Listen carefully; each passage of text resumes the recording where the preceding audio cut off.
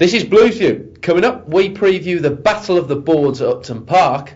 Colin Tattum talks about the forgotten hero Super Kevin Phillips and a tribute to Gil Merrick. Hello and welcome to Blues View. As ever, I'm joined today by our man at the Blues, Colin Tattum. Welcome, Colin. Well, of course, it's a massive game for Blues tonight down at West Ham, and I see expectedly the Flames already been stoked by the form board. I see David Gold saying that he hopes West Ham whack Birmingham, as he's used, and David Sullivan saying fans would be foolish to boo him. What's your thoughts, Ed? It's a bit strange in so much that it is a grudge match, but it's a grudge match in the boardroom really, and involving Birmingham fans, not so much West Ham fans. I think they're out of it, so I don't think it will impact so much on the two sets of players. I think it's a sort of peripheral stuff that's going on, which adds a bit of sort of spice and an extra edge to the fixture. Talking to Alex McLeish about it this morning, though, he was interested to learn what David Gold had said and the fact that from the West Ham camp they were claiming they were a bigger club with more potential. So he may well use that in his team talk with his players, but I don't think it's going to sort of spill over into hatred on the pitch. I think it's just the cat calls, the name calling, and the so on in the boardroom and on the terraces. That's where the real extra edge to this fixture is. Do you feel that, from a fan's point of view, behind the Villa derby, this is kind of their next biggest fixture of the season? Absolutely. I think that there is a real swell of feeling amongst Birmingham fans that the team must win this one. Bragging rights, and to sort of like stick two fingers up to the previous owners really for the sort of comments they've said since they've left, which have really antagonised the Birmingham followers. So definitely I think if they could, I think Birmingham fans would love to be in the dressing room to say, look, this game is so important to us, go and win it.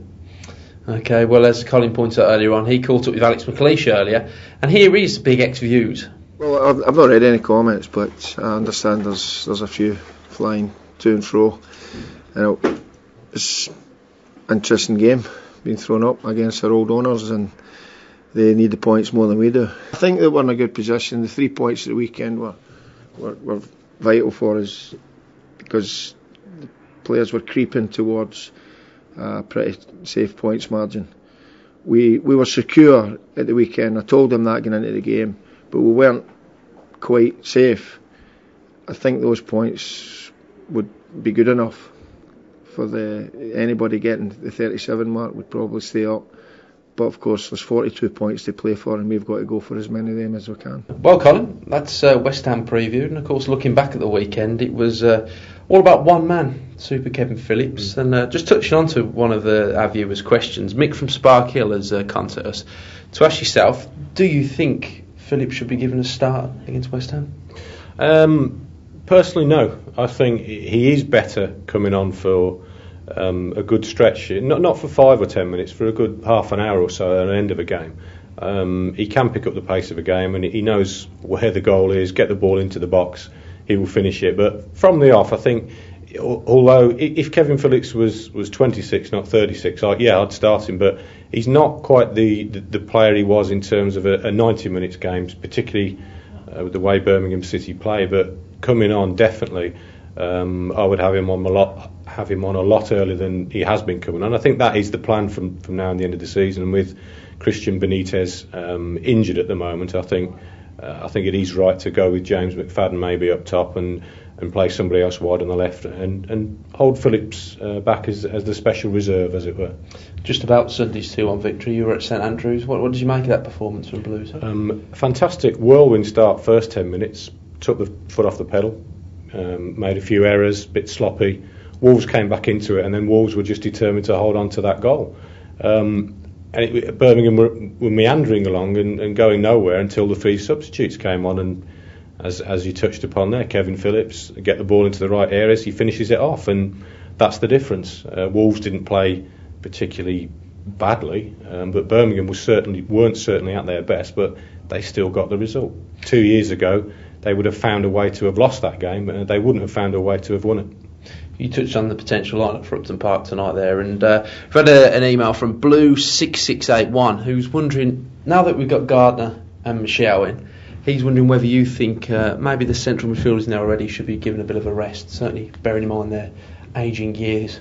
I would stick with them in the West Ham game, but then look closely, and I think that's what Alex McLeish will do as well. It may be in the Derby County FA Cup game there could be a couple of changes, but I think definitely the people like Michelle and Gardner and Keith Fahey, I think they will come more to prominence in the next few weeks, because there's quite a heavy stretch of games, 2-3 games a week, and I think it will be a natural progression that they will be used, and people will pick up niggles, people will look tired.